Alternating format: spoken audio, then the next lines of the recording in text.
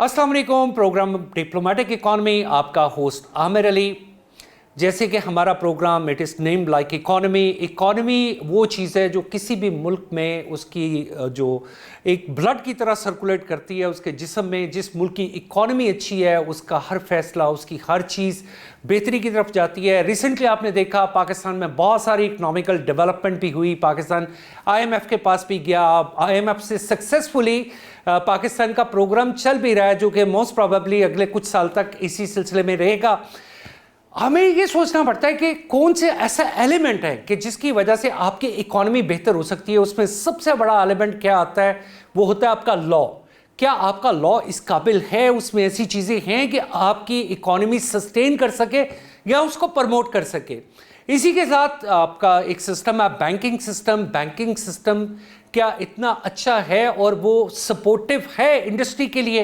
ये दो चैप्टर हैं जो कि इकॉनमी के लिए बहुत ज़रूरी हैं। हमने अपने प्रोग्राम को आज फोकस रखा है और फोकस ये है कि हमारे साथ बड़े वैल्युएबल गेस्ट हैं। बैरिस्टर सरदार कलीम लियाज साहब जो कि हमारे साथ मौजूद हैं। ये एडवाइज़र रहे हैं प्राइवेटाइजेशन कमीशन के, लीगल कंसल्टेंट रहे हैं और एडवाइज़र रहे हैं PPP यानी पब्लिक एंड प्राइवेट पार्टनरशिप के। इसके अलावा ये एक्स एडिशनल एडवोकेट जनरल हैं और एक बहुत बड़ा एक्सपीरियंस रखते हैं। हम आपको वेलकम करते हैं चौधरी जुल्फ़कार साहब। चौधरी जुल्फ़कार साहब का बैंकिंग सेक्टर में, बैंक यानी कि लॉ एंड बैंकिंग में एक बड़ा एक्सपीरियंस है। सीनियर कंसल्टेंट है बहुत सारे बैंक्स के और इनकी बड़ी माहिराना नज़र है। आज we welcome you all to our program जी। बहुत शुक्रिया आपकी आमद का। चौधरी जुल्फ़कार साहब, मैं आपसे सवाल करना चाहता हूं कि मैंने जो तरक्की देखी है, जो मैंने तरक्की के मॉडल्स देखे हैं, specially when I was in the far east Asia, तो मैं वहाँ पे देखता था कि गवर्नमेंट बहुत प्रोस्पेक्टिव होती थी इस मामले में कि वो अपनी स्मॉल एंड मीडियम एंटरप्राइजेस को प्रमोट करे। जबकि पाकिस्तान में जब हम आते हैं तो मुझे वो प्रमोशन भी नज़र नहीं आती, मुझे वो चीज़ें भी नज़र नहीं आती। और स्मॉल एंड मीडियम एंटरप्राइजेस की जो प्रॉब्लम्स हैं उनको कैटर करने के लिए बैंकिंग का कोई मुझे ऐसा प्रॉपर सिस्टम भी नहीं नज़र आता। मैंने ज़ाती तौर पे बहुत सारी बड़ी बड़ी कंपनीज़ को इंक्लूडिंग BYD SME से ज़्यादा प्रमोट होते हुए देखा है कि वो SME थी और तरक्की करते करते आज वो कहाँ पे पहुँच गई विद इन 2 डेकेड्स।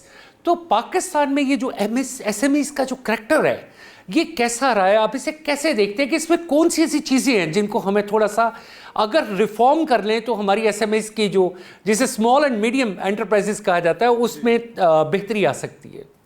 ये first of all thank you for having us on your program. और जो आपने सवाल किया है ये किसी भी मुल्क की इकॉनमी में रीढ़ की हड्डी का ये एक उसमें किरदार अदा करता है। जो सबसे पहली बात जो समझने वाली है वो ये है कि पाकिस्तान का जो बैंकिंग निज़ाम है ना, ओवरऑल जितना भी, वो कोलेटरल बेस्ड इसके मॉडल के ऊपर काम कर रहा है। इसमें अब जो SME के अंदर आएगा उसको मैं लेता हूँ एक ऐसा नौजवान जो एक यूनिवर्सिटी से फारग हो के प्रैक्टिकल फ्रेशली ग्रेजुएट, वो मेल हो फीमेल हो, वो बच्चे जब यूनिवर्सिटी से बाहर आते हैं प्रैक्टिकल लाइफ के अंदर तो उनके पास कोलेटरल नाम की कोई चीज़ नहीं होती है। इस तरह का कोई भी ना वो फैमिली से लेके वो ला सकते हैं और ना ही उनके पास कोई ऐसी चीज़ है जो बैंकों के साथ वो एज ए सिक्योरिटी उनके हवाले कर दें। अब उनके पास होता क्या है, उनके पास जो एक कोई भी नौजवान है ना, वो उसका वो बेस्ड ऑन टेक्नोलॉजी, उसका जो नॉलेज है, technology idea something like that, वो वहाँ से जो यूनिवर्सिटी से लेकर निकलता है वो टेक्नोलॉजी है, वो सर्विसेज है या वो इनोवेशन है। अब ये तमाम चीज़ें जो आती हैं वो इंटेलेक्चुअल कैपिटल के अंदर आती हैं। वो उसके फिजिकल कैपिटल आप कह सकते हैं, that is also intellectual property, that is intellectual property. लेकिन उसका हमारे अभी इस मुल्क में या बैंकिंग के सेक्टर के अंदर कोई कानून साजी इतनी कम्प्रीहेंसिव या बेसिक है ही नहीं है कि उनके लिए कोई काम किया जा सके। बेसिकली जैसे आपने बाहर के मुल्कों की मिसाल दी, वहाँ से तो स्टूडेंट और बैंक का जो रिश्ता है वो फ्रॉम दी यूनिवर्सिटी उससे शुरू हो जाता है। यूनिवर्सिटी से एस्टेब्लिश हो जाता है। वो एस्टेब्लिश ऐसे होता है कि वो उनकी डिग्री भी स्पॉन्सर करता है बैंक आके। वो उनकी जो फ़ी है वो वहाँ पे बैंक उनको आप दे देता है और बाद में जब आप प्रैक्टिकल लाइफ में आते हैं तो आप उनको पे बैक करते हैं। तो ये एक बुनियादी चीज़ है कि जो यूनिवर्सिटीज़ लेवल है, यूनिवर्सिटी का लेवल है, हमारे कॉलेजेस लेवल के अंदर बैंकिंग और जो बैंकिंग से रिलेटेड लॉज हैं उनका एक तो फुकदान है और उनकी अवेयरनेस नहीं है। सर मेरा चौधरी साहब सवाल का एक पोर्शन है कि हमारे मुल्क में एसएमईज जिसकी तादाद यानी कि बहुत ज़्यादा होनी चाहिए थी। किसी भी मुल्क में आपने कहा रीढ़ की हड्डी होती है, बिल्कुल खून के बराबर है, रीढ़ की हड्डी होती है, ऐसा ही है। लेकिन एसएमईज को वो प्रोटेक्शन मिलनी चाहिए थी जो वो आज तक नहीं मिल सकी। उसके बारे में ठीक है, कोलैटरल का आपने एक रोल बताया, कोलैटरल के अलावा इसमें जो और फैक्टर्स इन्वॉल्व होते हैं उसके बारे में भी मैं फोर्स ही कर सकता हूं कि कोलैटरल इज वन मैटर, लेकिन बहुत सारी ऐसी जगह हैं जहां पे दुनिया में बैंक आपके साथ इंगेज हो जाते हैं एज अ पार्टनर। तो पाकिस्तान में तो ये कॉन्सेप्ट ना होने के बराबर है। वो मैंने आपसे पहले कहा कि जो एक रिलेशन जो स्मॉल एंटरप्रेन्योर का और बैंकिंग का है वो बहुत बड़ा एक गैप है और फुकदान है इसमें हमारे मुल्क पाकिस्तान में। अब उसमें जब वही बात मैं दोबारा दोहराऊंगा कि जो फ्रेश ग्रेजुएट है वो जब अपनी प्रैक्टिकल लाइफ में आता है तो उसका तो बैंक का कोई रिलेशन ही नहीं है। ये देखें ना, उसके ये जो बात जुल्फकार साहब कह रहे हैं कि बैंक्स को ये देखने की जरूरत है कि दुनिया में बहुत सारे ऐसे सिस्टम है जहां पे कोलैटरल के बगैर और वही कंट्रीज ज्यादा कामयाब हो रहे हैं, वहीं पे एसएमईज डेवलप हुई हैं। बैरिस्टर सरदार कलीम साहब, आपसे मैं सवाल पूछना चाहता हूं कि प्राइवेटाइजेशन के साथ एक आपका पुराना ताल्लुक रहा, 20-25 साल पहले ऑलमोस्ट। ये प्राइवेटाइजेशन की पॉलिसीज अक्सर ट्विस्ट होती रही, बदलती रही, कभी कोई चीज़, और बड़ी कंट्रोवर्शियल भी कुछ पॉलिसीज रही जिन्होंने एक काफ़ी देर तक एक भाम सा भी रखा। तो आप चूंकि प्राइवेटाइजेशन में बड़े एक शुरू से आप उनके साथ एंगेज थे, हाउ डू यू फील कि अब प्राइवेटाइजेशन वाकई इस मुल्क के लिए बहुत ज़रूरी है? और वो एसओईज जिनका स्टेट ओन्ड एंटरप्राइजेस का मैं ख़ास तौर पे जिक्र करूंगा जो कंटिन्यूसली नुकसान में जा रही हैं। एक्चुअली जहाँ तक चेंज का है कंसर्न, तो 70s में ये इशू आई वुड से कि वो जो एरा था वहाँ पे आप कह सकते हैं कि चेंज हुई। उससे पहले भी ओपन मार्केट थी हमारे यहाँ। 72 में इकोनॉमिक रिफॉर्म्स ऑर्डर आया 1972 का, जिसके तहत फिर नेशनलाइजेशन हुई। तो वो एक एरा था which was a major policy shift वो हुआ। लेकिन 78 में ही मेरा ख्याल है पाकिस्तान शायद उन चंद मुल्कों में से था जिन्होंने जल्दी रियलाइज़ कर लिया। And that I also feel that in 1972 it was a disaster. बिल्कुल, उन्होंने जल्दी रियलाइज़ कर लिया कि ये अब वापस हमें जाना चाहिए ओपन मार्केट की तरफ। तो 1978 में इकोनॉमिक रिफॉर्म्स ऑर्डर आया और डी नेशनलाइजेशन का प्रोसेस स्टार्ट हो गया। तो उसके बाद से आज तक अभी उसी में ही हम एक, मैं समझता हूँ कि अच्छी पेस के साथ। इसका मतलब तो ये है कि from last 45 years more we are in a reverse policy, लेकिन वो रिवर्सल मुकम्मल क्यों नहीं हो रही?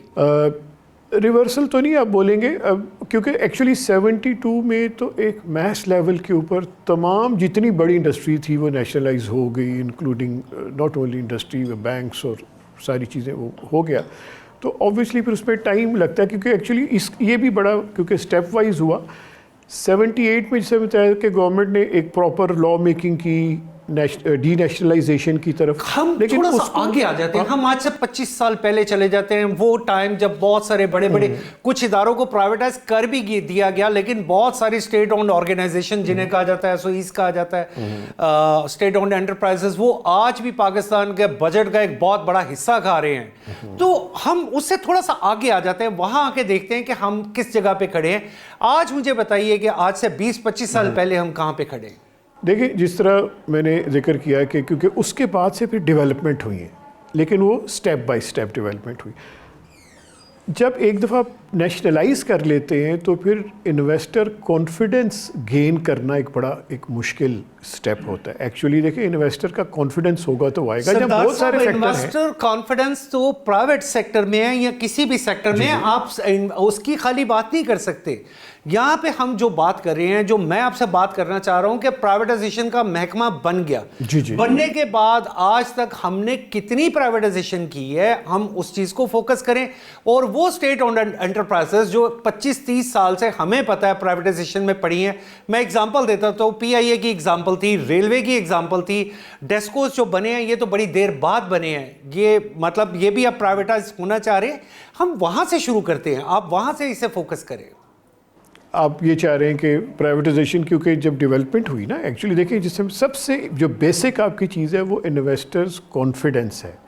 इसको याद रखें, कोई भी इन्वेस्टर अपने बिलियंस इन्वेस्ट नहीं करेगा अगर उसको आप कॉन्फिडेंस नहीं देंगे। तो कॉन्फिडेंस हमने दिया स्पेशली 1992 में, पहले इकोनॉमिक रिफॉर्म्स ऑर्डिनेंस आया उसके तहत, जिसमें ये लॉ ने इसको प्रोटेक्ट किया कि कोई भी चीज़ अगर आप गवर्नमेंट से ख़रीदते हैं in privatisation process, that will not be taken back in any case. ये 92 में कॉन्फिडेंस दिया। तब तक जो हमारी सारी प्राइवेटाइजेशन हो रही थी वो आर्टिकल 173 कॉन्स्टिट्यूशन के अंडर हो रही थी, क्योंकि वो एग्जीक्यूटिव अथॉरिटी को पावर देता है। अवाम जिनके बारे में जानना चाहती है वो पीआईए है, वो रेलवे है, वो डेस्को है, यानी कि वो यही जिसकी वजह से है हम आज भी एक बजट डेफिसिट में चल रहे हैं। अवाम का इंटरेस्ट वहां पे है।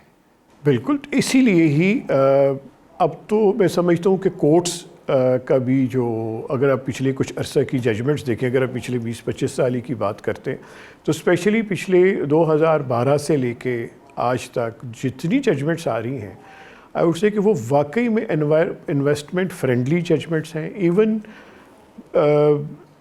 जैसे आपने लॉस मेकिंग यूनिट्स का भी जिक्र किया, तो पाकिस्तान स्टील मिल की प्राइवेटाइजेशन हुई, रिवर्स हो गई वो।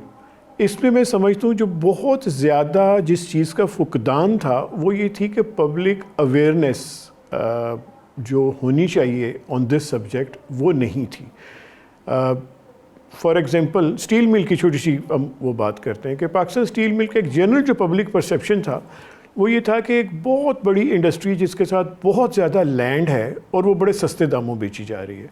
लैंड में अक्सर ही कहा जाता है जिसके साथ तो पूरा टाउन है, एक पूरा टाउन, ये this was the general perception actually.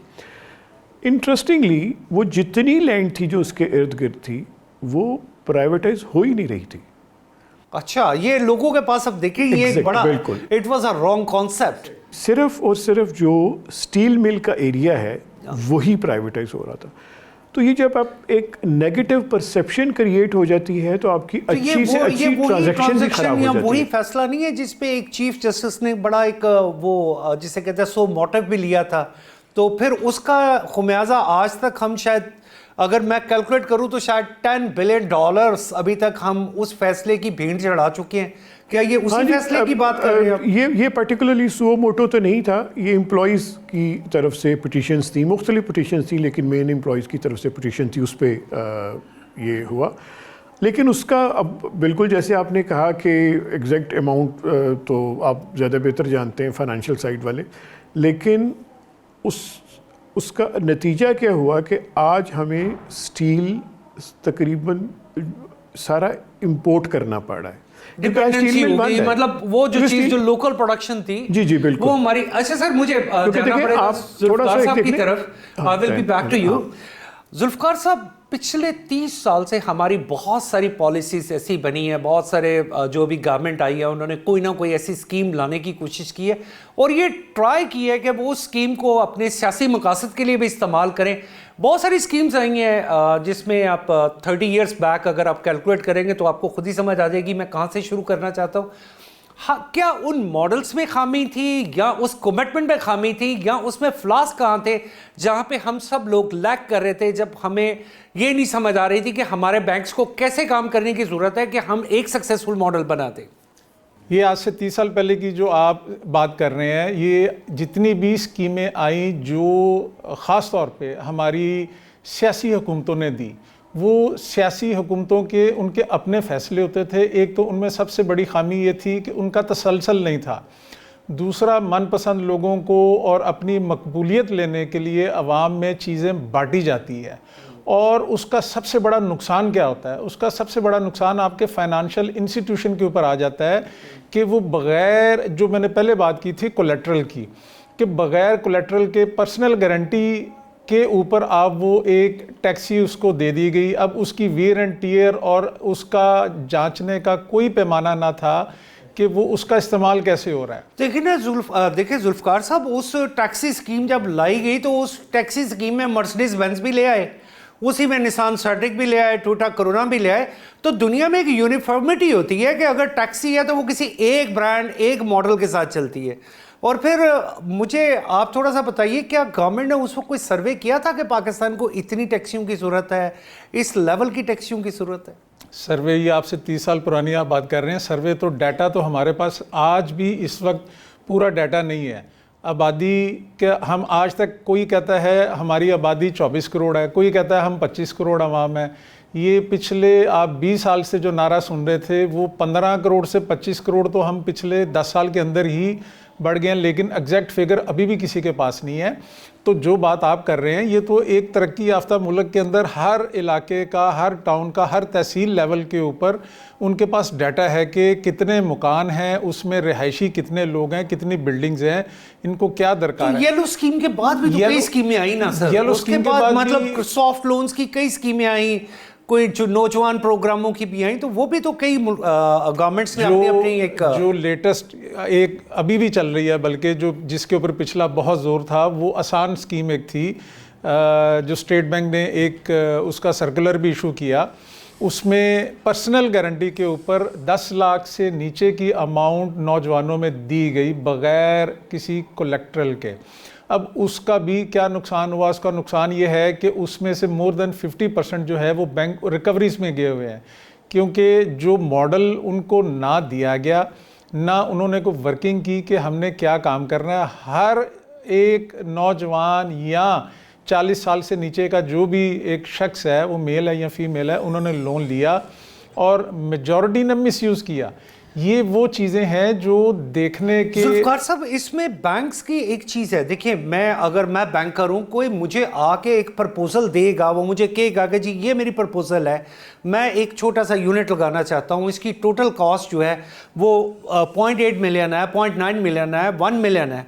तो गवर्नमेंट ने क्या उनमें से किसी की प्रपोजल फिजिबिलिटी कभी कोई उनसे मांगी कि आप इससे क्या बिजनेस करना चाहते हैं and what is your plan to pay back?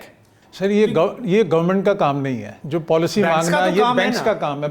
मैं तो बैंक्स की बात कर रहा हूं। फॉर्मेलिटी पूरी करता है। जब भी वो किसी फाइनेंसिंग में जाता है, जो वो इतनी कम्प्रीहेंसिव डॉक्यूमेंटेशन है कि उसमें से मोर देन आप ये कह लें 30% तो फिल्टर हो जाते हैं लोग, उनके पास वो डॉक्यूमेंट्स ही नहीं होते। पर्सनल गारंटी वाले एक गरीब आदमी का बच्चा अगर पढ़ के निकलेगा, जिसने मतलब उस पे पर्सनल गारंटी पे उसे कौन गारंटी देगा? ये भी एक बड़ा लेंथी प्रोसेस है सर। बिल्कुल लेंथी प्रोसेस है। उसका हल जो आपने शुरू में अपने इंट्रो में बोला कि पार्टनरशिप के बैंक उनके साथ पार्टनरशिप में आ जाए, तो दोनों जो लेंडर है और जो लेने वाला है वो दोनों एक सिक्योर पोजीशन में आ जाएंगे। ये एक्चुअली जिस आप मॉडल की बात कर रहे हैं, ये प्रो इस्लामिक मॉडल है कि बैंक एज अ पार्टनर साथ एंगेज हो जाए।